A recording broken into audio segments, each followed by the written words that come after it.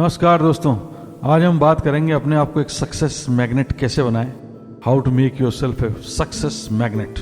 दोस्तों, हमें से ज्यादातर लोगों के लिए सफलता एक रहस्यमय वस्तु है जो हमें लगता है कि उन फेवरेबल परिस्थितियों से आती है जिन पर हमारा कोई कंट्रोल नहीं है, या जो सही लोगों को जानने से आती है, या सही समय पर आती है, या अमीर, ज्यादा पढ़े लिखे, तेज तर्रार लोगों को ही मिलती है, या फिर लक से मिलती है। परंतु दोस्तों, ऐसा नहीं है। आप जैसे भी हैं, जहां भी हैं, सफलता के लिए एकदम फिट हैं, और आपको केवल अपने अंदर एक क्वालिटी डेवलप करनी है जिससे आप सफलता को किसी मैग्नेट या चुंबक की तरह अपनी तरफ आकर्षित करेंगे। और वो क्वालिटी आप अपने विचारों और अपने माइंडसेट यानी सोच को बदलकर पैदा कर सकते हैं, और वो क्वालिटी है आपका एटीट्यूड या नजरिया। सक्सेस के लिए आपको अपने एटीट्यूड को पॉजिटिव करना पड़ता है, क्योंकि एटीट्यूड तो सब में होता है, पर सफलता केवल पॉजिटिव मेंटल एटीट्यूड से ही आती है, इसके ऑपोजिट नेगेटिव मेंटल एटीट्यूड से नहीं। आपकी सफलता का लेवल इस बात पर डिपेंड करता है कि आप आपके पॉजिटिव मेंटल एटीट्यूड को या पीएमए को पालते हैं, या उसके ऑपोजिट नेगेटिव मेंटल एटीट्यूड या एनएमए को। फुटबॉल के प्रसिद्ध कोच लाउ होल्ट्स ने एक बार कहा था कि इस दुनिया में कुछ भी असंभव नहीं है अगर आप थोड़ा सा दिमाग लगाएं और एक पॉजिटिव एटीट्यूड रखें। Virtually nothing is impossible in this world if you just put your mind to it and maintain a positive attitude. दोस्तों, एटीट्यूड की सरल परिभाषा क्या है? हमारा एटीट्यूड हमारा एक मेंटल फिल्टर है जिसमें से हम विचारों को प्रोसेस करते हैं और दुनिया को देखते हैं। हमारे चारों तरफ की परिस्थितियां यानी सर्कमस्टांसेस कैसी भी हो सकती हैं, पर इसके बावजूद हम उन्हें कैसे देखते हैं ये हम पर निर्भर करता है। आसान शब्दों में कहें तो ये हमारी आंखों पर लगा वो चश्मा है जिससे हम दुनिया को देखते हैं। हर एक व्यक्ति के चश्मे यानी एटीट्यूड में उसके अलग अलग रंग होते हैं, जिन्हें व्यक्ति अपने ही दिमाग के विश्वासों से उस चश्मे में भरता है। इससे कोई फर्क नहीं पड़ता कि आपके साथ क्या होता है, पर आप उसको कैसे लेते हैं, कैसे देखते हैं, इससे फर्क पड़ता है। असल में आपका एटीट्यूड, आपकी सोच यानी माइंडसेट, भावों यानी इमोशंस, आपका चीजों को देखने का तरीका यानी पर्सपेक्टिव, और आपके चारों ओर की परिस्थितियों यानी सर्कमस्टांसेस को मिलाकर बनता है। आपकी सफलता और असफलता में 90% आपका एटीट्यूड ही होता है, और बाकी 10% उस काम की टेक्निकलिटीज होती हैं जो आप करने निकले हैं। इसलिए कहते हैं कि आपके जीवन में क्या हुआ ये सिर्फ 10% है, बाकी 90% आपका एटीट्यूड है। हम अपने अंदर अपने काम, लोगों, अपने घर, अपने पैसों और हमारे चारों ओर की दुनिया के बारे में जो फीलिंग्स रखते हैं, वे सब मिलकर हमारा एटीट्यूड बनाती हैं। किसी ने ठीक ही कहा है कि ऐसे लोग भी होते हैं जो कमरे में घुसते हैं तो ऐसा लगता है कि लाइट जल गई हो और लोग उनकी तरफ आकर्षित हो जाते हैं, और दूसरे वो लोग होते हैं कि जब वे कमरे से निकल जाते हैं तो लगता है कि अब लाइट आई है। हमें खुश मिजाज, आशावादी लोग ही अच्छे लगते हैं, क्योंकि उनका एटीट्यूड कंटेजियस होता है, एक छूत की तरह होता है, और हम उसको पकड़ना चाहते हैं। परंतु नेगेटिव, कड़वा बोलने वाले, चालाक लोग भी इस दुनिया में होते हैं जिनसे लोग मिलने से भी कतराते हैं, और जो दूसरों के किए पर पानी फेरने का काम करते हैं। एक एग्जाम्पल लेते हैं। हम सभी को 24 घंटे रोज का समय मिलता है। अमीर गरीब दोनों के पास 24 घंटे होते हैं। समय किसी की भी तरफदारी नहीं करता, ये आपसे रोज कहता है कि मैं आ गया हूं, बताइए क्या करना है। सही एटीट्यूड से हम अपना दिन बेहतर बना सकते हैं और आज से एक नई शुरुआत कर सकते हैं, क्योंकि आज गुजरे कल की असफलता के बारे में या कल होने वाले पछतावों के बारे में नहीं सोचता। सफलतम लोग अपने समय को एक नायाब हीरे की तरह काम में लेते हैं, और असफल लोग उसे अनप्रोडक्टिव वर्क में खराब कर देते हैं। सफल लोग ये देखते हैं कि वे अपने समय में क्या नया कर सकते हैं, और असफल लोग टाइम पास करने के तरीके ढूंढते हैं। दोस्तों, टाइम वो चीज है जो हर काम का रॉ मटेरियल है। उसके बिना आप कुछ भी नहीं कर सकते, बना सकते। और देखिए, दुनिया में ज्यादातर लोग आपको इसे यूं ही पास करते, वेस्ट करते मिलेंगे, और सफल लोगों को देखिए, उनके पास 1 मिनट भी फालतू की चीजों के लिए नहीं होता। लोगों को उनसे 1 मिनट मिलने के लिए अपॉइंटमेंट लेना पड़ता है। तो ये दोनों समय के प्रति आपके एटीट्यूड को बताते हैं। जब कुछ अनचाहा यानी अनवांटेड और प्रतिकूल यानी अनटुवर्ड हो जाता है, तो भी कुछ लोग उसमें भी एक अवसर ढूंढ लेते हैं, जबकि दूसरे उसमें हताश होकर और सब कुछ छोड़कर हार मान बैठते हैं। यही कारण है कि विजेता कभी छोड़कर नहीं भागते, और छोड़ भागने वाले कभी जीतते नहीं। Winners never quit and quitters never win. ये एटीट्यूड का ही खेल है। विजेताओं के पास एक जीतने का और छोड़ भागने वालों के पास छोड़ भागने का एटीट्यूड होता है। दोस्तों यहाँ हम 3 लोगों की बात करेंगे जिन्होंने अपनी वर्स्ट सर्कमस्टांसेस के बावजूद अपना एटीट्यूड नहीं खोया। पहले हैं विक्टर फ्रैंकल, जो ऑस्ट्रिया के एक न्यूरोलॉजिस्ट थे। उन्हें हिटलर द्वारा वर्ल्ड वॉर 2 में ऑस्ट्रिया पर कब्जा कर लिए जाने के बाद उनके परिवार व भाइयों के साथ ऑस्विट्ज के नरक के समान कंसंट्रेशन कैंप्स में भेज दिया गया था। जी हाँ दोस्तों, वही कंसंट्रेशन कैंप्स जहां पहुंचने के बाद आदमी की हालत जानवर से भी बदतर हो जाती थी और आदमी को यह पता नहीं रहता था कि उसका जीवन कितने मिनट का और है। आप इंटरनेट पर इसकी पूरी जानकारी ले लीजिएगा। बाद में उन्हें पता लगा कि उनके बच्चों और पत्नी को सैनिकों ने मार दिया था, परंतु इतने पर भी उन्होंने अपना एटीट्यूड नहीं खोया और उन्होंने वहां सीखा कि उनका एटीट्यूड ही एक ऐसी चीज थी जो उनसे कोई छीन नहीं सकता था। जीवन के प्रति अपने पॉजिटिव एटीट्यूड के कारण ही वे वहां जिंदा रह पाए और वहां के लोगों और सैनिकों के लिए सोर्स ऑफ इंस्पिरेशन बन गए। जब वे वहां से छूटे तो उन्होंने अपनी अधूरी किताब मैन्स सर्च फॉर मीनिंग लिखी, जो दुनिया भर में प्रसिद्ध हुई और आज भी दुनिया की बेस्ट बुक्स में से एक मानी जाती है। दुनिया की 15 यूनिवर्सिटीज ने फ्रैंकल को ऑनररी डॉक्टरेट की उपाधि दी। दूसरे थे दोस्तों वीर सावरकर, जिनको अंग्रेजों ने नासिक जेल के कलेक्टर जैक्सन की हत्या के षड्यंत्र कांड के लिए अप्रैल 1911 में 11 साल की कालापानी की सजा में अंडमान निकोबार जेल भेज दिया। वहां वीर सावरकर 10 वर्षों तक एक काल कोठरी में अकेले कैद की सजा भोगते रहे। यहाँ पर वे अप्रैल 1911 से मई 1921 तक रहे। इस दौरान उनके पास लिखने के लिए कागज और पेन भी नहीं होता था, पर उन्होंने अपने पॉजिटिव एटीट्यूड की मदद से कील और कोयले से काल कोठरी की दीवारों पर अपनी कविताओं के छंद लिख डाले और इसके अलावा एक पूरी किताब एसेंशियल्स ऑफ हिंदुत्व लिख डाली। दोस्तों इसी प्रकार तीसरे व्यक्ति हैं जॉन बनियन, जिन्होंने उनकी बेडफोर्ड जेल में 12 साल की सजा के दौरान अपने पॉजिटिव एटीट्यूड से grace abounding to the chief of sinners और पिलग्रिम्स प्रोग्रेस नामक पुस्तकें लिख डाली। दोस्तों इन सब से ये पता लगता है कि कितनी भी खराब परिस्थितियों में आप चाहें तो अपना एटीट्यूड ठीक रख सकते हैं, क्योंकि आपका एटीट्यूड आपके साथ क्या होता है से इस बात पर ज्यादा निर्भर करता है कि आप उन परिस्थितियों को कैसे लेते हैं। दोस्तों हमारा मस्तिष्क एक ऐसी मशीन है जो लगातार बदलती रहती है। हर क्षण इसमें नए विचार आते रहते हैं। इसमें लगभग 60,000 विचार एक दिन में आते हैं। 60,000 कितने होते हैं मैं आपको बताना चाहता हूँ। हमारे स्कूल की जो कॉपी होती है उसमें 30 लाइनें एक पेज में होती हैं। अगर इस कॉपी की एक लाइन में आपका एक विचार लिखा जाए तो वैसे 2000 पेज की कॉपी के बराबर। तो सोचिए कितने विचार आपके मन में रोज आते और जाते हैं और आपको पता भी नहीं लगता। जो विचार आज आपके लिए नेगेटिव है वह कल पॉजिटिव हो सकता है और इसका उल्टा भी।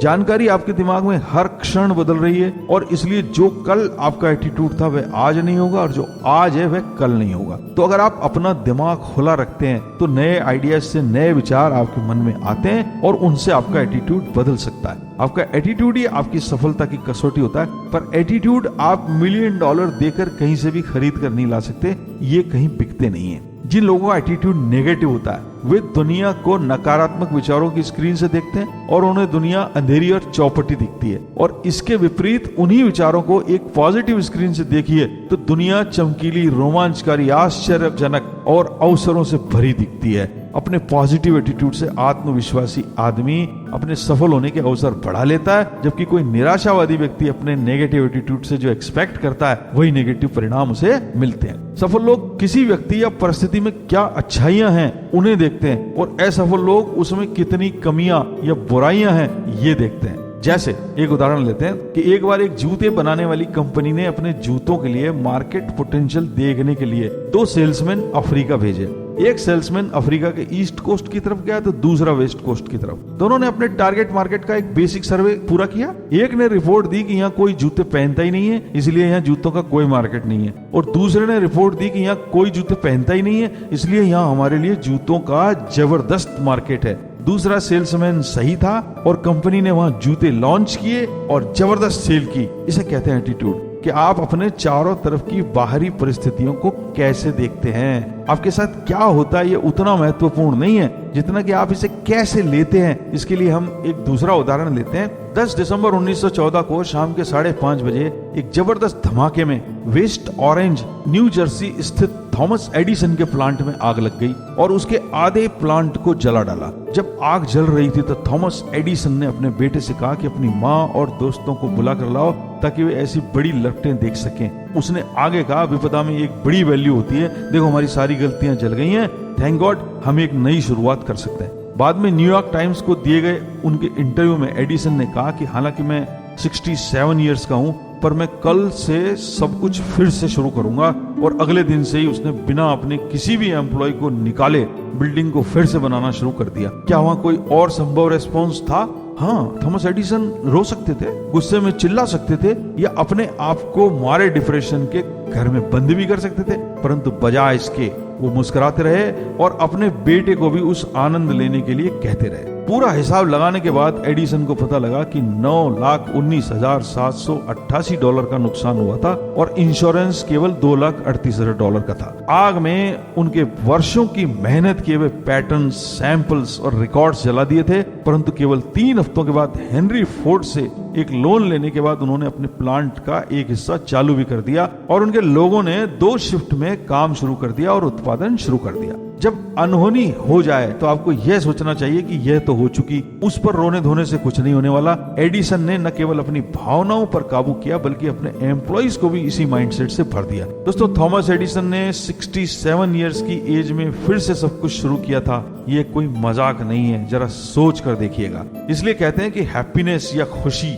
आपके दिमाग का एक एटीट्यूड है जो आपके इस सरल दृढ़ विश्वास से आता है कि मुझे हर हालत में खुश रहना है। पैसे, गाड़ी, बंगला या स्टेटस आपको खुशी नहीं दिला सकते। ये तो आपके बारे में सोच से ही आती है। खुशी आपके अंदर ही है, उसे कहीं बाहर ढूंढने जाने की आपको जरूरत नहीं है।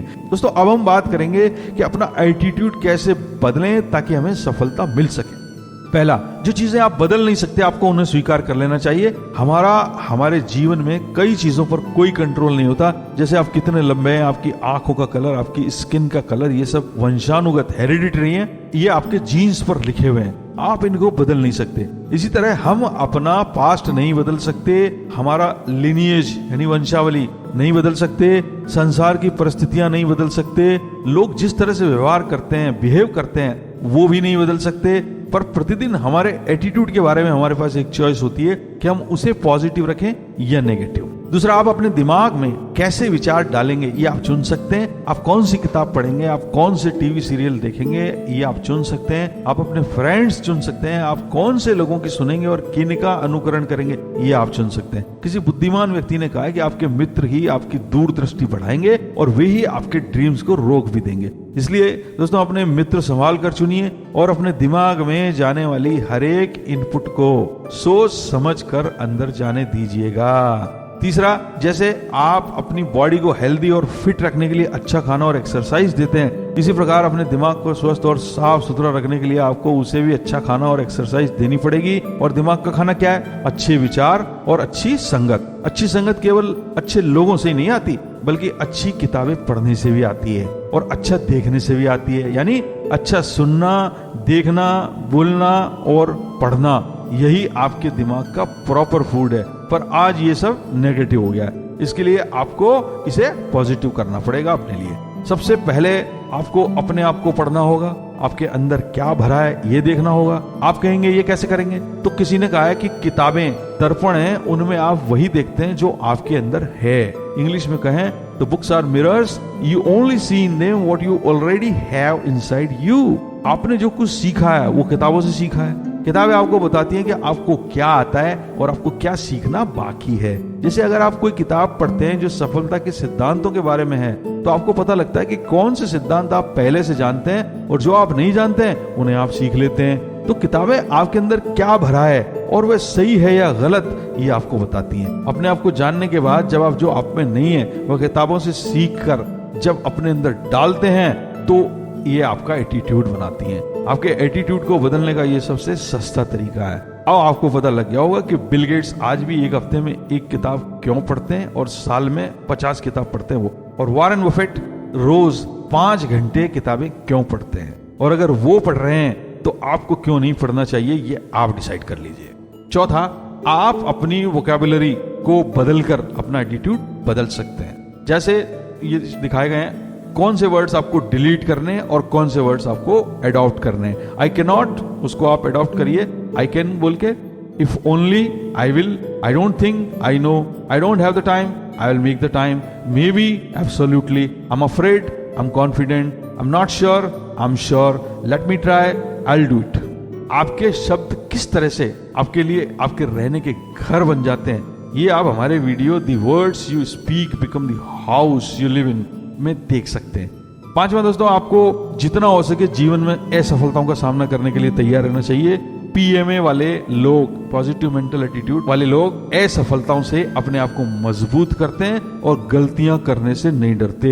वे कोशिश करने में विश्वास रखते हैं, भले ही उन्हें लगे कि सफलता नहीं मिलेगी। जिसके पास पीएमए है उसे हर असफलता सफलता तक पहुंचाने वाले एक पायदान की तरह लगती है।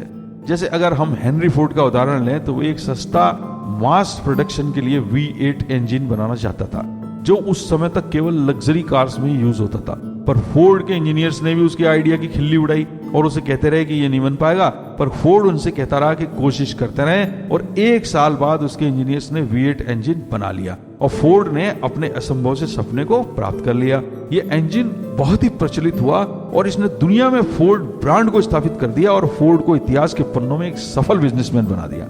छठा, आपका एटीट्यूड आपकी चॉइस है। अगर आप लोगों की इज्जत करते हो तो आप अपना एटीट्यूड मेंटेन कर सकते हो। आप लोगों को नापसंद करके और अच्छा एटीट्यूड दोनों एक साथ नहीं रख सकते। आपको ऐसा कोई व्यक्ति नहीं मिलेगा जो दूसरों से बुरी तरह पेश आता हो और उसका एटीट्यूड अच्छा हो। इसी तरह आप बुरा एटीट्यूड रखकर दूसरों की प्रशंसा भी नहीं कर सकते। दूसरों को उत्साहित करना और उनका मान रखने का मतलब है उनको मदद करना, उनमें बेस्ट देखना और उनकी और आपकी बेस्ट क्वालिटीज को बाहर लाना। दूसरों के प्रति आपका एटीट्यूड आपके प्रति उनका एटीट्यूड डिसाइड करता है। आपका एटीट्यूड आपको एक विनर बना सकता है। इसी तरह से सफलतम लोग कोई काम कैसे हो सकता है और उसमें जो कमियां हैं उन्हें कैसे दूर किया जा सकता है ये देखते हैं, जबकि असफल लोग कोई काम कैसे नहीं हो सकता है और उसमें क्या कमियां हैं ये देखते हैं। दोस्तों, 7वां है, ज्यादातर ऐसा देखा गया है कि लोग जब ज्यादा पढ़ लिख जाते हैं ना तो उनमें एक दूसरा ही एटीट्यूड आ जाता है। उन्हें लगता है कि वो दुनिया के सबसे अक्लमंद इंसान बन गए, पर उन्हें यह नहीं मालूम होता कि उनकी पढ़ाई लिखाई डिग्रियां केवल एप्टीट्यूड हैं और उनका एल्टीट्यूड उनके एटीट्यूड से आता है, न कि उनके एप्टीट्यूड से। जिग जिगलर ने कहा है, your attitude not your aptitude will determine your altitude. यही कारण है कि एक कम पढ़ा लिखा आदमी सफल होकर एक बड़ा बिजनेसमैन बन जाता है और वो बहुत पढ़े लिखे लोग उसकी नौकरी कर रहे होते हैं, क्योंकि उनमें मालिक बनने का एटीट्यूड नहीं होता। इसलिए कहा जाता है कि अगर कोई करोड़पति बन जाता है तो उसकी सफलता करोड़पति बनने की नहीं होती, बल्कि इस बात की होती है कि उसके पास वो स्किल्स और एटीट्यूड आ जाता है और वह एक सक्सेस मैग्नेट बन जाता है और अपने एटीट्यूड से सफलता को अपनी ओर अट्रैक्ट करता है और जिसकी वजह से वो अपना अगला करोड़ बना सकता है। और इसके विपरीत अगर किसी में अमीर वाला एटीट्यूड नहीं है तो कहीं से अगर उसके पास करोड़ रुपए आ भी जाए तो उसे कुछ ही दिन में वो गंवा भी देगा। ये सिर्फ अमीरी के मामले में नहीं है बल्कि हर फील्ड में। हर सफलता आपको एक सक्सेस मैग्नेट बनाती है, एक एटीट्यूड सिखाती है जिसे एक रेसिपी की तरह डुप्लीकेट करके आप बार बार सफल हो सकते हैं। कुछ लोग जब असफल होते हैं तो वे और अधिक जोर शोर से सफलता के लिए अपनी कोशिशें करते हैं। इसे इंस्पिरेशनल डिससैटिस्फैक्शन कहते हैं। यानी जब आप असफल होते हैं तो आप डिससैटिस्फाइड तो होते ही हैं, पर उससे आप फ्रस्ट्रेट होकर लोमड़ी की तरह अंगूर खट्टे हैं न बोलकर और इंस्पायर होकर ज्यादा कोशिश करते हैं और सफल हो जाते हैं। जिनमें यह गुण होता है वे कठिन से कठिन परिस्थितियों में भी निकल जाते हैं। दोस्तों, अंत में हम बात करेंगे निक व्यूजिक की। निक ऑस्ट्रेलिया में बिना हाथ पांव के पैदा हुआ था, जैसा कि आप फोटो में देख सकते हैं, पर उसने कभी अपने आप को इस वजह से बेचारा नहीं समझा। आपको आश्चर्य होगा कि निक पानी में तैर भी लेता है और कार भी चला लेता है, बाकी रोजमर्रा के छोटे मोटे काम तो वह आसानी से कर ही लेता है। निक एक इवांजलिस्ट है और उसने 10 किताबें लिखी और दुनिया के 51 देशों में घूम घूम कर लोगों को यह कहकर उत्साहित किया है कि अगर मैं सफल हो सकता हूं तो तुम क्यों नहीं हो सकते। इसे कहते हैं दोस्तों एटीट्यूड। कि जिसको हाथ पांव ही नहीं मिले वह व्यक्ति दुनिया के 51 देशों में घूम घूम कर हम जैसे सही सलामत लोगों को यह कहकर उत्साहित करता है कि अगर मैं सफल हो सकता हूं तो तुम क्यों नहीं हो सकते। और यहाँ हम रोज ऐसे सही सलामत पढ़े लिखे समर्थ लोगों को देखते हैं जो ये कहते घूमते हैं कि सर आप कर सकते हैं, हम नहीं। ऐसे लोगों में बस एक सफलता के एटीट्यूड की ही कमी है। तो दोस्तों, निक को देखकर अब आपके पास सफल न होने का कोई और बहाना तो नहीं रह गया ना। निक के अलावा भी ऐसे कितने ही लोग हैं दुनिया में जो अलग अलग तरह के बड़े बड़े चैलेंजेस से जूझ रहे हैं, जिनमें किसी के हाथ पांव नहीं है, तो कोई बोल नहीं सकता, तो कोई देख नहीं सकता, तो कोई हिल डुल भी नहीं सकता, पर उन्होंने बिना हार माने वो काम किए हैं जो आप और हम सोच भी नहीं सकते। यहाँ टाइम नहीं है, वरना मैं आपको वो सारी चीजें बताता। इसलिए दोस्तों, अपने आप को भाग्यशाली मानिए कि आपको भगवान ने उतने चैलेंज नहीं दिए जितने उन लोगों को दिए। अपने वरदान गिनिए, एटीट्यूड बदलिए और अपने आप को अपने एटीट्यूड से एक सक्सेस मैग्नेट बना लीजिए। और दुनिया में आप जो भी करना चाहते हैं, बनना चाहते हैं, उसे शुरू करिए। सफलता आपके मैग्नेट से आकर्षित होने का इंतजार कर रही है और उसके लिए मेरी शुभकामनाएं आपके साथ हैं। दोस्तों, आज इस वीडियो में बस इतना ही। अगर ये वीडियो आपको अच्छा लगा हो तो इसे लाइक करिएगा, दूसरों के साथ शेयर करिएगा, नीचे कमेंट बॉक्स में अपने कमेंट दीजिएगा। और अगर आप पहली बार हमारे चैनल पर आए हैं तो इसे अभी सब्सक्राइब करिएगा और बेल आइकन भी दबाइएगा और अपने नोटिफिकेशंस को चालू रखिएगा ताकि आपको हमारे नए वीडियोस के बारे में जानकारी मिलती रहे। आपसे मुलाकात होगी हमारे अगले वीडियो में। तब तक के लिए नमस्कार, धन्यवाद।